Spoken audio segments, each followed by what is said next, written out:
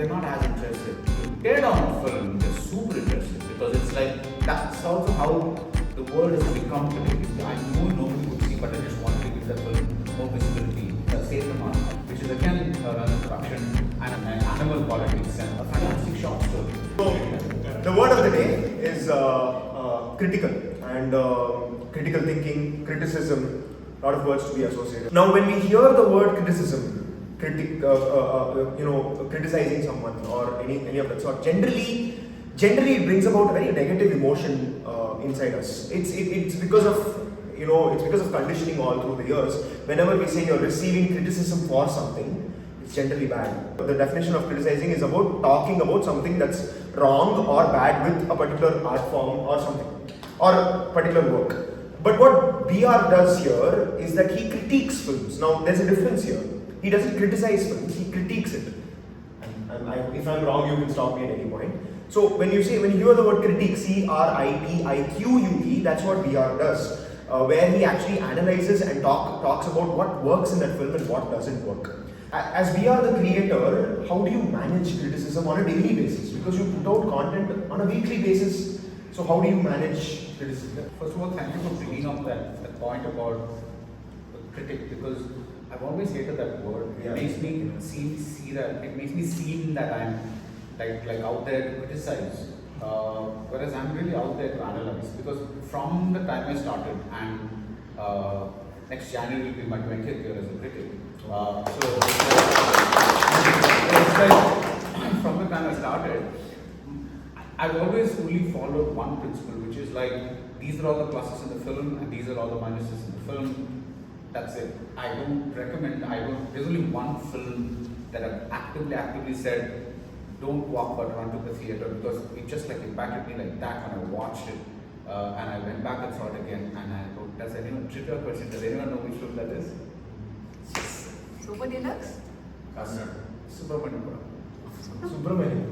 Wow. I just went and watched it and I was like, it just blew my mind, and I just ran back into Mayajal, Adutha Shokal, because like nobody knew about it, because like nobody knew Saji Kumar, nobody knew Jay was probably at Two films. So nobody knew Saji Kumar, nobody knew what he was like. Okay, going and reviewing something, I watched it, came out, I was like so blown away. I went back to a second time because the film was so filled with layers and the story itself was so engaging. When that song was there, and like everything was happening, and I just walked to and run with it. But that's the only time I think I got super excited about the movie and just said I said that I need to drive people to the theater.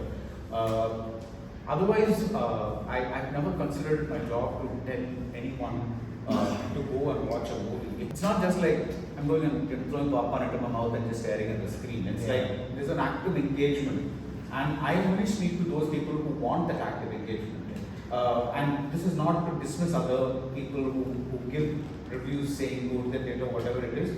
I think everything has its place, right. But this is my place, which is why you will find that whenever somebody says, "Oh, you're such a popular critic" or something like that, actually I say no. If you want a popular critic, it's actually other people like Prashant or something like that who actually get millions of views for their reviews and with good reason. Like when something does those kinds of numbers, you know that people are connecting with this person at whatever level. Now you may dismiss or you may like or dislike or whatever it is, but there are millions of people. Just last week I had a conversation with a filmmaker about why is Blue Set popular, and I was like, why not? I mean, see, today we live in a fairly negative world, and where negative, look at all the headlines and they're geared towards the negative stuff rather than the positive stuff. And here's this guy who's positioned himself, he may be the nicest person on the planet, you never know, but his public persona, the persona he's putting on the videos or reviews or whatever he does, is that of something that he's oh my god, this is shit and this is crap and this is whatever, and people respond to that because they see, if you praise a film, they're not as interested. You tear down a film, they're super interested, because it's like that's also how the world has become today. It's like we react more to negative stuff than to positive stuff. Yeah, it's sticky. It sticks more. It sticks more. Yeah. Exactly. Let's say everyone doesn't like your review. They don't like your review. No, that happens with like it happened with JB, for instance. I was just about to say Yeah, that. yeah, I yeah. didn't agree with your review with JB, Yeah. but how do you manage that feedback when you move on? Because you work as a team at Galata Plus too. Yeah, so I manage the feedback by watching the movie again and seeing if it was just something that temporarily, like at that particular moment, it made me feel that Was a way, spur. or was it really doing? And the second time I saw the movie, it still didn't work for me because it was. Yeah, I mean, I would say that Jaiveem, for everyone who says why I did not like Jaiveem, they should see what I said about Gargi, which is pretty much the same premise of somebody searching for a relation in a thing, and see how this movie is handled and how that movie is handled. That's pure hysteria, melodrama, and which is not to say that that's the wrong way to do it or something like that. Whereas this is actually taking into account the intelligence of the audience, respecting them. That thing, Jaiveem wants to keep hitting you on the head to get a reaction. Right. That is what was my problem with it. It is not the story or anything like that. It just was like, I'm just going to keep bludgeoning you on the head with a hammer till you say, Ayo power, Ayo power, Ayo power, Ayo power, which kind of, for me, lowered the dignity of the very characters it was supposed to defend. It was like, I don't, the thing is, they are dignified people. They may be in-laws or somebody or whatever thing you are, but they are dignified people. And when you start the story with them, shove them out of the story, and then bring in this superstar to kind of uphold their rights, it's like that white savior trope or whatever you want to call it. It's like the Indian version of brown savior trope, whatever it is. Yeah. It's like, you're from then on, that girl is hardly visible. That guy, the man, Manikandan, is hardly visible. It's mainly about Surya and the opponent and the judge. Exactly. Whereas if you see Gargi is present. I'm always with her predicament. The person who takes me into the story, in which case it's Gargi. In that case, it's Nijo Monjo, that character. I'm with Gargi every step of the way. The story is narrated through Gargi's eyes because that's the story. That's Nijo Monjo's story. And after about a quarter of the movie, they make it Surya's story. That was my huge problem with the film because now, then begin the movie as Surya's story. Like, begin the movie with a lawyer and say, I'm solving all these difficult cases, and then Nijo will come and say, the problem with it. Then I'm okay with it. I don't have a problem with that because then your perspective is Surya's perspective and you're following that. Here they cut the perspective from these guys and then transform it into his victory. Exactly. And at the end, it was like mind-bogglingly awful for me when she's sitting there and she's not sitting with other people from her community inside the thing who are tearfully, oh my God, thank you so much for being there. And he goes outside, she's sitting all alone for God alone knows what reason, just so that you can have a shot of Surya doing this and she does this to Surya. And I just found the whole thing so manipulative. And see, art does manipulate. That's the whole purpose of art. It's like that color is being used there for a particular reason. It's supposed to evoke certain reactions in you. But this I just found so offensive. Something was just like, this is just not right. You kind of say this is a good movie because it's supposed to be speaking about the downtrodden, but you're not really respecting the downtrodden because you quickly switch over to this huge superstar and show his point of view. Right. And afterwards, it's like you rarely see these people who are supposed story this is supposed to be about, Exactly. except that when they're being tortured or something like that. Exactly, I don't yeah. get any inner life or anything like that. Whereas Gargi is fantastic. It's like it completely takes you into a lower middle class family. Each and every character. Gargi. Her mother. Her father. Everybody. The friends she is with. Her boyfriend a little bit. There's this world that's built around Gargi and the lawyer. Look where the lawyer is. He's always secondary to the client that he's serving. The client that he's serving. So the thing is, I think Kali Venkat is fantastic in that role. And when you look at him and you look at Gargi, there's no romance that develops, there's no bro-dom that develops. It's like, I'm the lawyer, you're my client, professional relationship that will be there throughout, I love that movie. And it's exactly the same trajectory or narrative arc as as JLP, and I found that, and I found it like, see, when you do that, right, you know, they immediately come at you because, you know, oh my God, this is caste privilege, and you know, they didn't look at the review. Even the director of that film, you know, went and said things like, yeah, he's speaking out of caste privilege and all that kind of stuff. But that's so reductive, right? It's like see, I only respond to cinema as cinema. I can't say it's a good piece of cinema just because it is about, I don't know, let's say I'm an Australian critic and a film is made about the Aborigines, and I can't say it's good cinema just because it's that. It has to be made well. In my opinion, probably, at least in my opinion, it has to be made well, narrated well, and it can't be just the story alone. So that's just what the film is about. Yeah. It's like how the film goes about it. So as long as I'm convinced that I am the director, which is why I saw it the second time, I'm very cool with any criticism that comes my way, including all the memes and trolls and this. So the conviction stays. Because I've seen it. Because again, now you believe in and it. now I really know that I took the right call. Sometimes I know that I haven't taken the right call because of whatever, you know, state of mind I was. But here I was very convinced that it's the very same movie I saw the first time. All the offensive parts, the parts that offended me the first time are still there the second time. And it's just trying to do this to me. And that was my problem with the film. And I don't want you to agree with me. Right. I'm just telling you what my problem with the film is. Yeah. Suddenly it becomes some like me against the Tamils or something. Exactly. It's like, Yeah. that's like, I don't see what that is. Right. It's like, you know, this is like you know, I champion like I think I told Ranjit this, like when I recently think, you know, it's like he's made fantastic films like Writer. That's one of the best films you can ever see about you know, Dalit politics. About the Franklin Jacob as a director. We did a 1 hour you know, interview with him. I know nobody would see, but I just wanted to give that film more visibility. And nobody saw that film in the theaters. It's languishing in some OTT. Nobody wants to watch it. It's a fantastic film. Another fantastic film is Sethaman, which is again a Ranjit production, and again about caste politics and animal politics and food politics and all that kind of stuff. Fantastically done. I mean, the director Tamil, I met him at some film festival where this was shown. Goa or one of those places, I forget exactly where, Kerala. I met him at the Kerala Film Festival where it was shown, and we had a long talk about the film and like how beautifully for a first time filmmaker he had captured all these things. He was like reading a fantastic short story. It was so moving and like he wasn't going to easy binaries of upper caste, lower caste, you know, the you know, like everybody's flawed, everybody's, you know, it's a process spectrum. They're not human. Right. Here it was like angels, devils.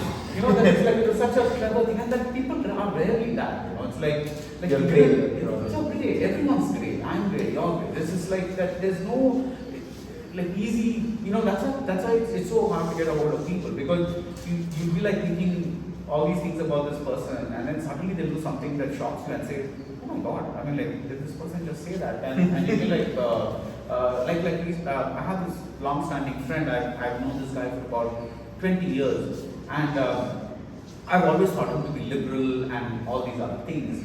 And we were having a casual conversation about, is this going to go out on YouTube or something like that? We'll be putting it on our website. Audio. Very safe. Maybe we'll cut the audio, this particular audio. Let's go to the next question. No, but maybe please note this down for audience. Yeah, Yeah, off the record. Right? Yeah, Maybe after this. Yeah, we can do an off the record. Yeah, okay. That's pretty good. Yeah. So what you just saw right now is him doing a live critique. Now this is how critiques actually happen. Now I wanted to actually put this out there. I actually have this definition right here with me. So film criticism is the comparison, which he just did, analysis, interpretation, and or the evaluation of a film. That's called film criticism. So a film critic actually tries to understand why the film works, how it works, and what effect it has on people and himself or herself. But the film reviewer, which he just said, he doesn't actually review films, he's just calling it reviews. And because they know the terms of it, yeah. Yeah, if he had put film analysis, I think his viewership will reduce, because people, more amount of people won't actually understand what he's actually trying to do in that video. I feel the same in your, let's say, in your titles and all of that. So a reviewer looks at a film's production values and just general enjoyability. Whether he enjoyed it or not, and that's it. He just looks at the production values. Idu nalla irundhu, adu super irundhu, done. Illana vandu idu kevalama irundhu, and then he can just move on. So I'm going to talk about the role of a critic in today's times for art itself. In the 19th century, there was a cultural critic and poet, not sure if you know, a person called Matthew Arnold. He saw critics as part of the creative hierarchy. Now that's big when someone says that when someone says that the critics are actually a part of the hierarchy. So let's say a film. The creative hierarchy of a film is there's a director, there's a producer, there's an actor, there are actors at play, there's editors, and there's a creative hierarchy. There's someone on top making decisions. Now having critics as part of this creative hierarchy itself is food for thought. They are part of the creative process. How? And a children's author and literary critic, Randall Jarrell, saw critics in a heroically sacrificial role, that they're doing something heroic for the society. Jarrell believed that critics are an instrument of seeing and conveying the truth about art. He could actually give us the truth about what that artist was actually thinking, because sometimes the artists don't exactly say what something means directly. In the late 19th century, Oscar Wilde expressed something about critics that is debated even till today. He said that critics are participants in art who through their criticism reshape or add to a work in art. They add to that work of art itself. So if he does, according to Oscar Wilde's perspective, if he critiques a film, he's adding to that work of art even more by actually providing the truth about it, by analyzing it and all of that. What does Baradwaj Rangan today think about the need for critics in today's society? Now all of these guys are 20th century, 19th century. Right, and thanks for doing all this research, because I never came here expecting to hear Matthew Arnold, and all those people. It's a little complicated. I personally believe that if I am doing my job well as a critic, which is for all of you to decide, I am adding to the conversation about a film. I'm giving words that make the film that hopefully address the unconscious processes that made the film. So let me explain that a bit, because what happens is, let's say when you're writing poetry, a novel, anything when you're typing fast, like why do you type so fast? Because it's pouring off. It's just pouring off. It's you have no control over it. It's just like I'm writing a screenplay. The character saying that I would have 1 second before I would have never thought of that word, but it's suddenly coming out from inside me, and that's suddenly reshaping my notion of how the character would behave. Because wow, that's nice. Like so, let's make her speak like that. That's all pouring out from inside. So any critical process is half unconscious and half conscious. Because once all that unconscious stuff pours out, you sculpt it into like a proper shape. Because when you say it's too long, so I'm going to have to cut this portion away. All those kinds of the conscious stuff takes over itself. So, but you cannot have fully consciously created work of art. Then I don't know how that will work, because it's like if you have a voice, then it's going to come out from your unconscious, and that's the only way you can do any kind of art. My job is to understand that both the unconscious part and the conscious part of that particular film through my eyes, that much. Because I'm not speaking for everybody when I write my reviews. Right, it's only my thing. This is what it probably is. Now when I was doing the Mangalam book, there was he writes in the foreword that filmmaking is such an instinctive process that sometimes when you say things later, it's only then that you realize that, oh wow, yeah, that's what I was thinking when I was making it. Because, but your mind is geared toward it that direction, because you know that you're taking this particular frame because of all the decisions that you've taken while writing all your past experiences. Not past experience of that particular film. Right. You have a frame like that early on. You don't want to repeat that frame, but at the same time, in this frame the sun was there, and this frame you want the sun because you want it to repeat and things like that. So everything is like part unconscious, part conscious. That's how things happen. The unconscious part is I want the sun to shine through Rajnikant's house every time he wakes up. The conscious process is Tota Tarne erecting huts on stilts so that the camera can capture that sun coming through the thing, because when the hut is like right there, they couldn't, the sun Horizon was like overhead. So they had to raise the level of the thing. So which is why you see that Rajnikant house in Talapati is on that, like it's on like a raised, like a balcony kind of thing. So that's what I'm talking about. So hopefully when I see the film, I'll kind of put all these things together. And like exactly what you said was, this is Malayalam movie called Tirpu that I just reviewed. It's a Prithviraj film. And it's written by Murali Gopi, who's one of the more fascinating Malayalam writers. So I don't think he gets like fully successful every time when he does something. Which is like actually another thing that I'm just. But anyway, that movie was it talks about Hindutva. It's like it's anti-Hindutva, but it's all buried inside one supposed like a home invasion thriller or a revenge drama. But that's just the surface.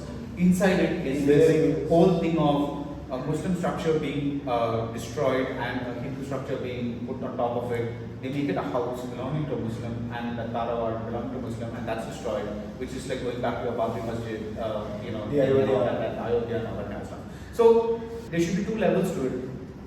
Anybody, you should just assume automatically that everybody is not going to get the subtext, and write it so that a normal viewer is able to get the sense of a story happening, so that they get a sense of a narrative trajectory happening, and then under that you have whatever subtext you want, so that I don't want to make it sound like just special because you're getting the subject or something, but some people look at things sharply, right? You're looking at it more detailed way. Yeah. So then those people get under the story, they see the subtext, which is why it is called subtext. It's not super text, right? It's like sub. The word it comes under the story. So you always have the main narrative that's going there, and then you have the subtext of this particular movie or whatever it is. Yeah. So that's, I think my job is to kind of see this for what it is and see the subtext for what it is and put together the whole thing in the way that I see it. Which is why when somebody says,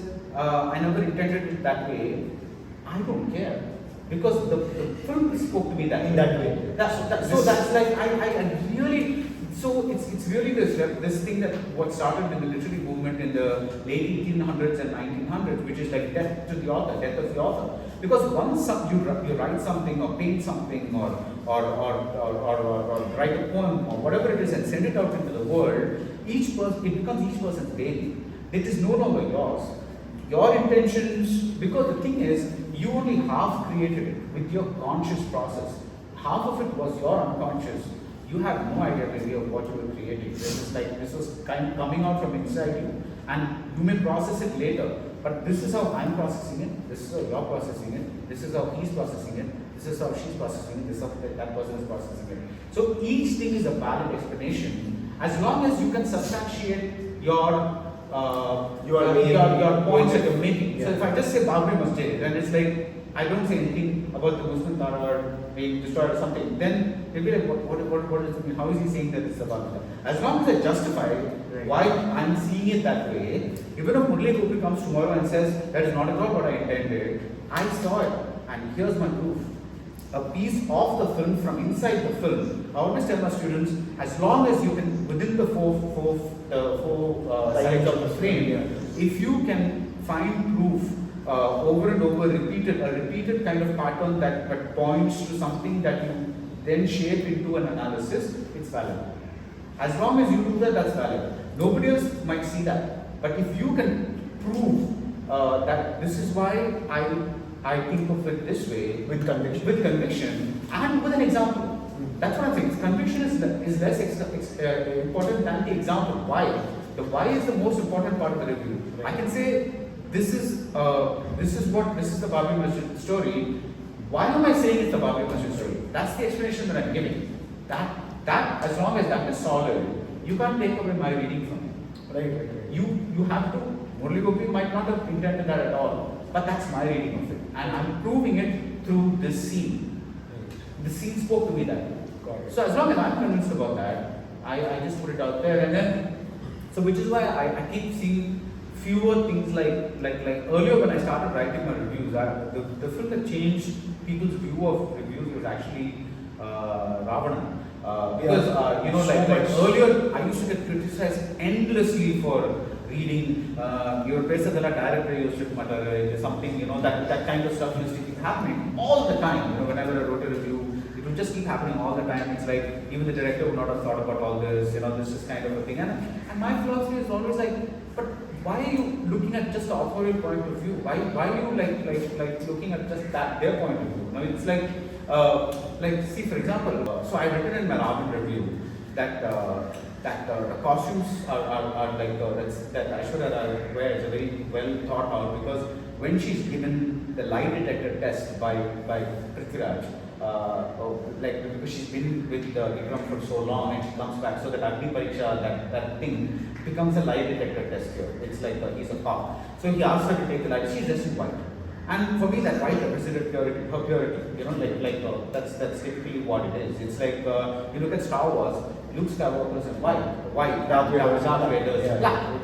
That's the ultimate. There's a very primal symbolism at work there, because our minds are like, even when you speak of character, it's a very black character, it's a very white, pure character. No, that's kind of a thing. So for me, so immediately I got a whole bunch of criticism saying, yeah, you know, so a person can't wear the salwar kameez without Baradwaj Rangan finding some meaning into it, that kind of thing, and all used to happen.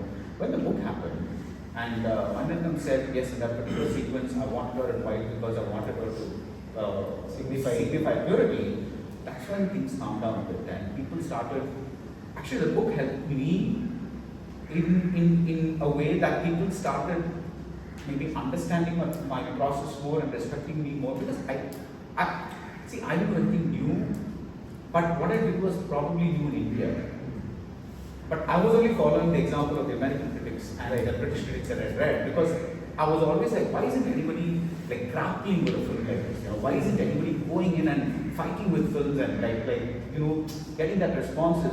Why is everybody just content to say, this is the story of something, and then the cinematography is good, and then this something is good, and you know, so has performed well, and it's like that's so dry. I'm like fight, man, show your passion. It's like this is like it's, you know, you have to get into a film, you have to argue with it. I mean, and without fear, because it's like you think I don't know what's going to happen if a person from my background is criticizing Jai. Of course I know. The easiest way out would be to say, well, this is a well-made movie. It talks about an important issue, and this and that and all. And I can say that. You know, I can easily, you know, say good. It's not worth a thing. I know it's going to be like that, but the controversy that erupted after that thing, I knew. I mean, I seriously didn't see it going to that level. I thought, is there going to be people who kind of, as usual, Baradwaj Rangan, you know, hates movies about something, you know, whatever it is.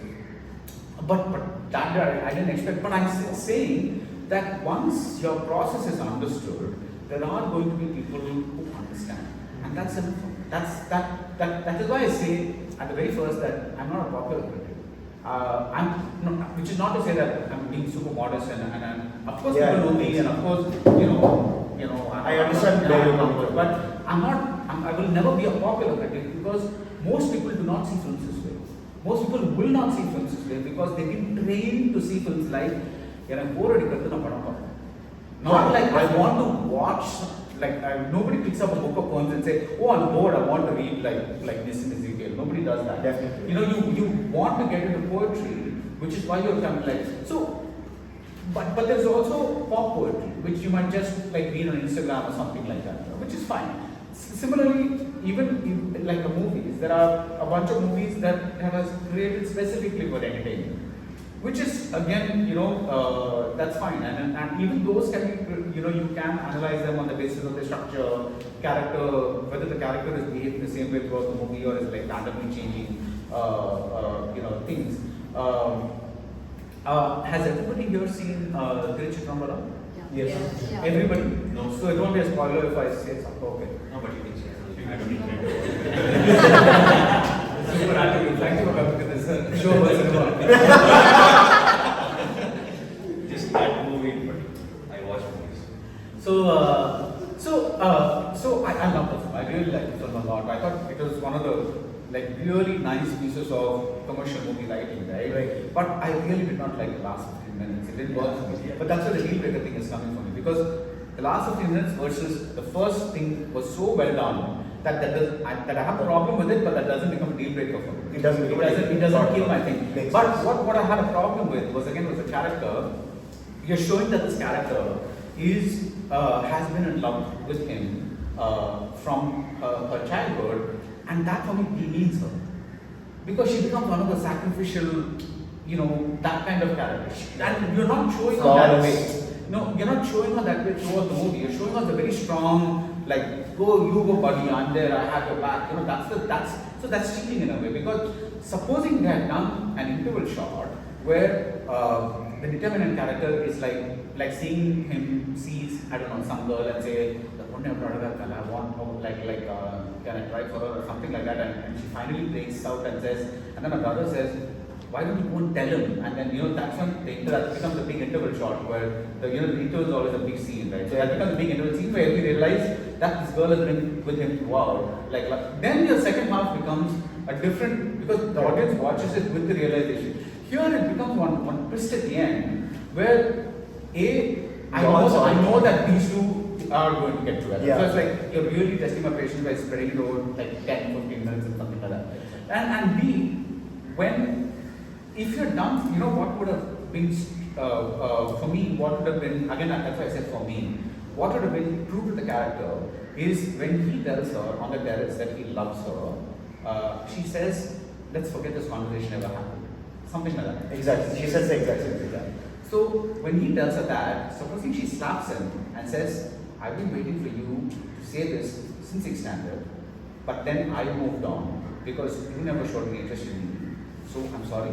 At this point, I'm way beyond. I can't return to the face again because it's a great struggle that I moved on, and so we can never be that again. And in the last 20 minutes, I've been about how he makes her like saying, brings her back to the state again. That was it true to Devin's character. Yeah. Because she has strength. That's what I showed you from the beginning. And this would have been a strong way to both tell him and to a thing. Instead, you're having the brother come and dump a bunch of memorabilia or whatever it is, kind of a thing.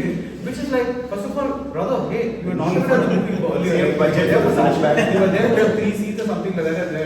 That was like some. He got a cake in his face or something like that, some 3 random scenes. And suddenly you're the one who break this whole news. I'm like, wow, where are you coming from? With some dabba, Parleji dabba, and putting some, all these things in front of her. Which then suddenly makes her character a pioneer. She's one of those, super romantic, we want to collect the bus ticket and the first movie we went to the and the first time, some categories rap or something. She's not that. You've not shown me as that character at all. There's zero evidence that she's that character, and suddenly you're telling me that she's character that breaks that character.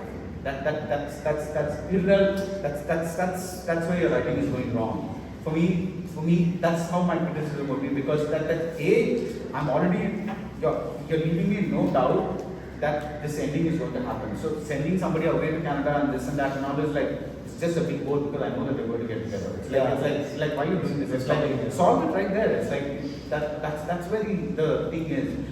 The second thing is this is why. So for me, that's what I mean by even commercial films can be analyzed in a way, because for me this character has now become another character.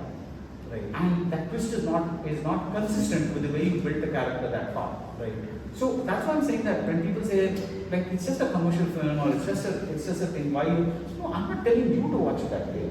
Correct. If the last 15 minutes works for you, fine. Another thing that I had a problem was when everybody called it a breezy rom-com. For me, it was a effing dark movie. Yeah? It's like his dad is killed the mother and exactly. And his dad is hoping throughout the first half because that's reduced him to coward. He hasn't gone to school because he wanted to college because he wanted to get back against his dad and and therefore he's been reduced to or rather he's taken he can't do anything but something menial like being a food delivery boy or something like that. Right. The only spark of sunshine in his life is this girl and to an extent his grandfather. That's it's a troubled life. I mean, like, That's and, not- and he's a coward. He can't go and fight with anybody. He's got all these psychological issues, and everybody's like, oh, breezy Ramkam, breezy Ramkam. What, where? What is this? Where breezy is happening? I mean, of course, there are funny lines here and there, but it's a dark story. And when you consider what's going to come, the story is even darker.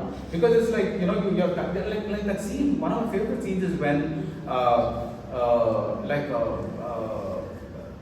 Prakash Raj's in-laws welcome him and say, like, you've forgotten us. We don't blame you for our daughters, what had to happen, but let's not break the existing relationship. That's a lovely bit, no? It's like, yeah, so that was unexpected. And that's mending something that was broken. Yeah. So Prakash Raj's paralysis is actually a metaphor for that broken family.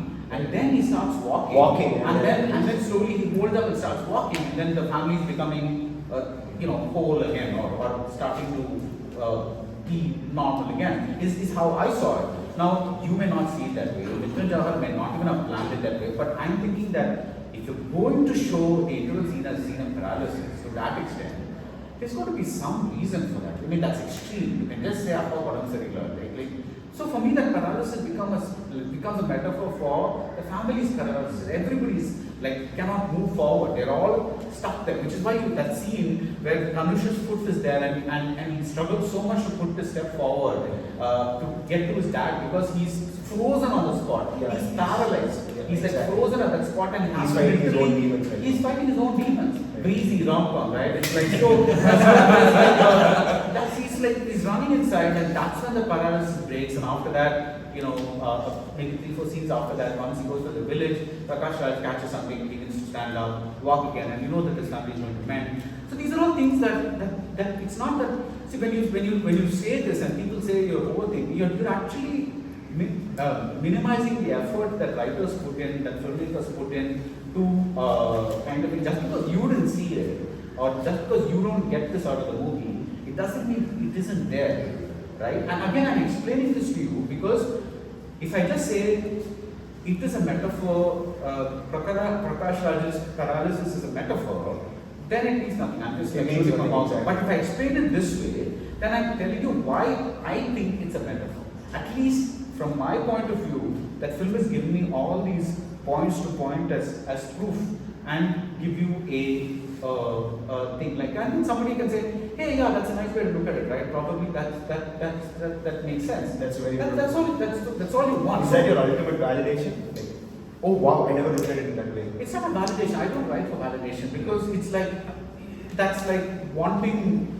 You never know because some of my worst reviews have been called, oh, what a great review, this, that, and all that. Like I know internally, like it's a shit review. It's like I'm not anything. I'm probably sleeping through the movie and just writing something on paper, and then people come and say, oh wow, we are always the best friends. And I'll be like, oh my god, it's like like for perspective, But and some of the reviews that I have revisited and kind of not got much feedback for, I found that actually the analysis is solid. The proof is solid. Everything is solid. Today's problem for all creators. I mean, most of the creators today have this problem. Yeah, I guess like you kind of think, but you cannot control that. If you write for validation, you cannot control that. If you can only write for validation if you're satisfying. You're writing to satisfy fans.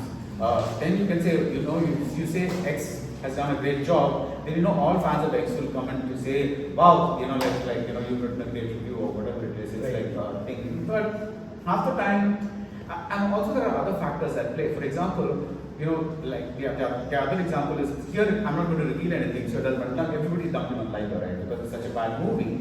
But they're also dumping on Ananya Pandey as such a bad actor. Now the point is that when your character is so utterly horribly written, there's no scope you for cannot do anything. Like every scene your arc is changing.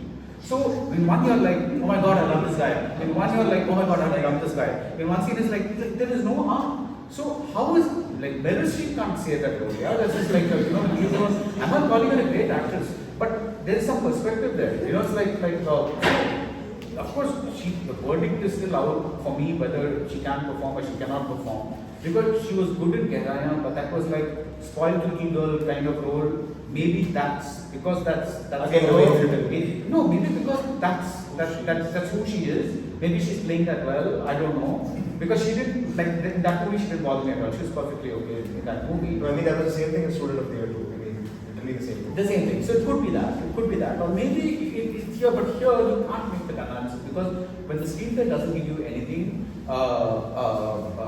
you cannot really judge a performance. And another thing that many people don't realize, and that is why I don't talk much about performances when the film itself is wrong or bad, is that it's the director who's responsible for half the performance. Yeah, definitely. Okay, because he's the guy who's looking, or he The or she is the ultimate guy power to change who's it. looking through the monitor and say, no, that pitch is too high, like bring it down. I no, don't lock your eyes, like don't lift your hand. I just want you to stay still. He's controlling. Like the actor is a bit of a puppet there. Of course, the actor is also contributing their own things, and then the director says, yeah, that's working. That improvisation is working. So whatever happens is a combination of the actor's instincts and the actor's contribution. And what the director says, I want to keep and I don't want to keep. So the director is responsible for that. He's also an actor. He's directing that thing and saying this is the kind of performance that I want. So when a performance is not working and the screenplay is bad, you really don't know whether it's the performer that's at fault or the director was not even looking or just saying do any random thing. So there's no point in dumping on someone when the screenplay is so bad that because if you cannot have a character to build an art to build a character on, if you don't have that, you cannot do a character. It's so random. Right. It's like it's only when that character builds that you kind of thing, you know. Like for example, in Tiruchitrambalam, there's a reason that at the end the fight happens in a very, very low Non-hero manner. Like because he's not being karate punches and all that. Non- He's taking a stone, he's using a lamppost, he's using this. He's like, because he's not a hero. That's consistent throughout, you know, like, and that's why Dhanush is so good, because he's got that character wrapped out around. But unreal, you remember, like he's this very normal guy throughout, but suddenly Hero six pack, you know, like whatever. So I'm not saying that's wrong, because you know it's just a kick to see a thing like that, and so it's kind of it's the movies deliberately jumping from a middle class ordinary drama to a hero mass kind of thing. But I'm saying that this is why the actor is able to add to the thing, because the writing is so consistent and solid. I'm not asking you to follow that aesthetic. I'm not telling you to watch it, but you might learn something about the way dialogue comes through or something. Because Tarantino has applied French and Chinese cinema aesthetics to Hollywood, which is a very, very different aesthetic, right? So it's like it's not impossible. Now you look at Tarantino cinema, the reason it looks so unique is because he's borrowed so much from Godard, and today everybody sees chapter titles and they say Tarantino. Godard was the one who started chapter titles, and because like Bandapar, which is Baradwaj Rangan, like that's Bandapar Films is what Tarantino's film outfit is called. That's actually the name of a Godard film. So he's got his influences from there, and he's making very mainstream films that all people enjoy. Like it's not, whereas today if you show Godard film, the ones that inspired Tarantino, those might be very boring to people. It's like they might not like that kind of thing. But I would say you have to just, you know, read a lot. And I would say to make a film itself, you need to read a lot, because that's how you get. See, the first film will probably be autobiographical.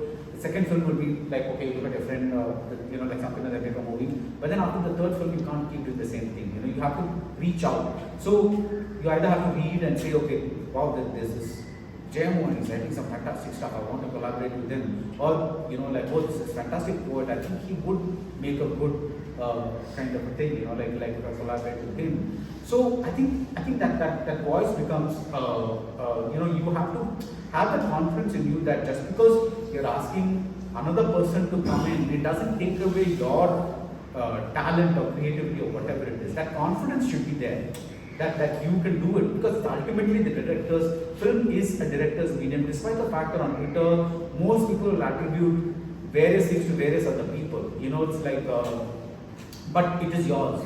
Every single shot has it's got you at that subatomic level. So I would say just read a lot about not just about filmmakers but also about films themselves. With that, I think we come to the end of the session. You have a bouquet or something? Or no? But we first, from Creative Mornings team, we'd like to thank Mr. Baradwaj Rangan for taking his time.